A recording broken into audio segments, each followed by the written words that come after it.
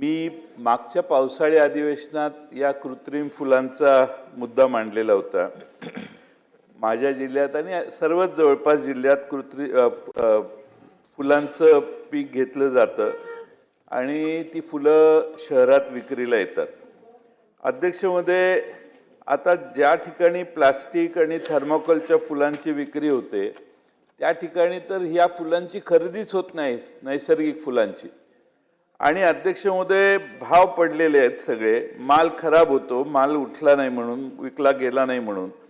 त्यामुळे अध्यक्ष महोदय ही कृत्रिम फुलं बंद करा अशी मागणी केली आणि मग कृत्रिम फुलांचा बंदीचा GR काढण्यात आला का, काढला का नाही काढला? आपण आता उत्तर दिलं ना की बंदी आहेच म्हणून।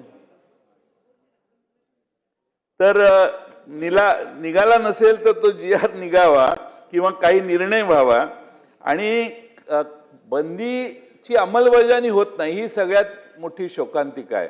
आणि म्हणून कृत्रिम फुलं ज्या ज्या ठिकाणी विकली जातील त्या त्या ठिकाणी ते आणि निर्माण करणारे कारखाने बाहेर राज्यात आहेत, त्यामुळं याच्यात कशी बंदी घालता येईल आणि 100% महाराष्ट्रात कृत्रिम फुलं विकली जाणार नाहीत याच्यासाठी जरब बसून हे काम कसं पूर्ण होता येईल हे करावं। कारण लोकांनी आमच्या भागात ग्रीन हाऊसेस उभे केलेले आहेत, त्यात कृत्रिम फुलांची निर्मिती सांगली जिल्ह्यात, कोल्हापूर जिल्ह्यात नॉर्मल फुलांची निर्मिती होते आणि कृत्रिम फुलं आल्यामुळे यांना बाजार मिळत नाही, त्यामुळे काढलेलं कर्ज फेडायला फार मोठी अडचण आहे। आणि त्याच्यात दादर फुल मार्केटमध्ये रस्त्यावर लोक फुलं विकतात। काल परवा महानगरपालिकेने त्या फुल विक्रेत्यांनाही काढून टाकलं, त्यामुळे विक्रीचे पॉइंट्स देखील कमीत कमी व्हायला लागले। त्यामुळे त्याकडे सहानुभूतीनं बघून आपण मुंबई फुल विक्रेता असोसिएशनला आता फुल मार्केट त्यांनी बंद ठेवलेलं आहे, तर ते चालू करण्यासाठी त्यांना बोलवून चालू करायला द्यावं। आणि अध्यक्ष महोदय, फुल मार्केटमध्ये आज ती बंदी असल्यामुळे शुकशुकाट आहे। फुलांची महाराष्ट्रातली विक्री पूर्णपणाने मुंबईत जी जास्त होते ती आता पूर्णपणाने थांबवली आहे निषेध म्हणून। तर त्या सगळ्या फुल मार्केटमधल्या लोकांना विश्वासात घेऊन तो व्यवसाय पुन्हा चालू होईल आणि कृत्रिम फुलं पूर्णपणाने बंद होतील। यासाठी मंत्री महोदय काय करणार आहेत हे आम्हाला कळावं। खरं यामध्ये कृत्रिम फुलावर बंदी असं काहीही निर्णय मला घेता येणार नाही, कारण मला ते स्पष्ट करू द्या। एक मिनिट, माझा कृत्रिम फुलं जी हॅझार्डस आहेत एन्व्हायरमेंटला, जी बायोडिग्रेडेबल नाहीत, त्यांचा आपल्यावर गंभीर परिणाम होतो, त्यांच्यावर बंदी आहे। कृत्रिम फुलं ही कपड्याची असू शकतात, कृत्रिम फुलं ही वेगवेगळ्या म्हणजे पद्धतीने बनवली जाऊ शकतात, पण जे प्लास्टिक, अरे तुम्हाला मी बोलते पण माझं उत्तर तर दुसऱ्यांना ऐकू द्या। प्रश्न कृत्रिम फुलाचा जे प्लास्टिक वापरलं जातं ते जर प्लास्टिक बायोडिग्रेडेबल नसेल तर मग ते फूल असू, ग्लास असू, प्लेट असू, ह्याला बंदीच आहे। आणि त्याच्यावर मी कारवाईची आत्ता आपल्याला सांगितलं की जवळपास 92,000 कारवाया आम्ही केलेल्या आहेत। ह्याच्यामध्ये जवळपास प्लास्टिक आम्ही 4,135 टन ते सीज केले, जे काही वेगवेगळं साहित्य असेल। तर त्याला फक्त फुलं, कृत्रिम फुलांना बंदी असं म्हणायचं असेल तर त्याला वेगळ्या पद्धतीने निर्णय घ्यावा लागेल, ते माझ्या पर्यावरण खात्याचा विषय येत नाही। दुसरा विषय आहे की मार्केटवर परिणाम होतोय की फुलं जे नॅचरली फुलं बनवत आहेत।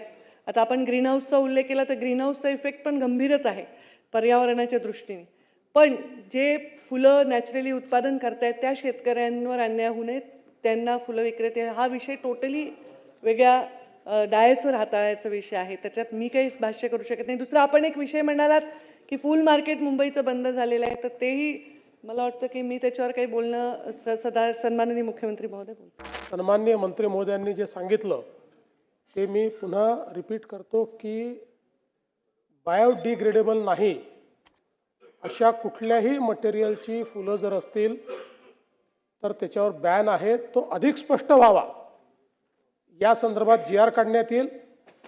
आणि अशा प्रकारच्या फुलांचा वापर करणारे डेकोरेटर देखील शिक्षेस पात्र असतील।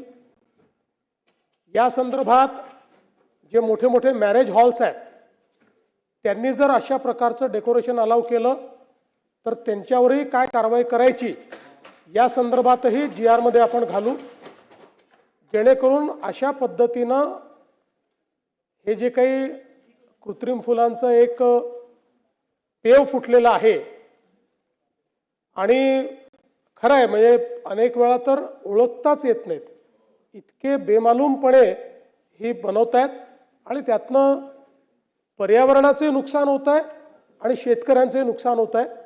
त्यामुळे निश्चितपणे त्या संदर्भातला जो काही पुढची कारवाई आहे ती आपला जो पर्यावरण विभाग आहे तो अधिक चांगल्या पद्धतीनं घेईल आणि याच्यामध्ये मग इतरही विभागांना जर त्याच्यात समाविष्ट करून घ्यायचं असेल तर ते समाविष्ट करून घेतलं जाईल.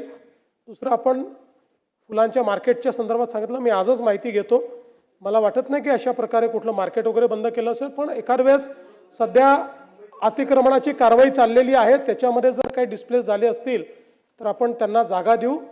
फुल मार्केट हे चाललंच पाहिजे आणि मी तर असं म्हणतो की आपण सगळे लोक जे आहोत हे सनातनला मानणारे लोक आहोत आणि आपल्याकडे फुलांचं महत्त्व खूप मोठं आहे.